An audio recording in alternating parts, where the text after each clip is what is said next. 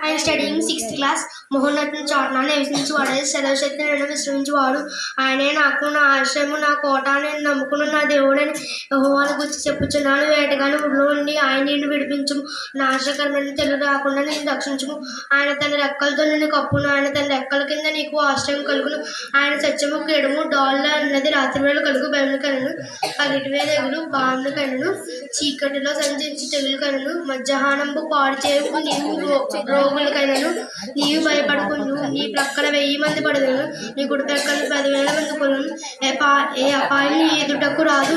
నీవు కొల్లారా చూచుచుండగా భక్తిహీనులు ప్రతిఫలము కలుము.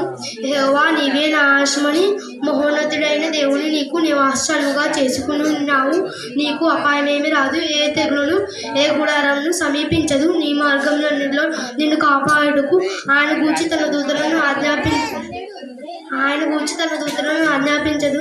నీ పాదముకు రాయి తగలకుండా వారు తమ చేతుల మీద ఎత్తి పట్టుకుందురు. నీవు సింహమును నాగుపామును త్రొక్కదవు, కొదమ సింహమును భుజములను త్రొక్కెదవు.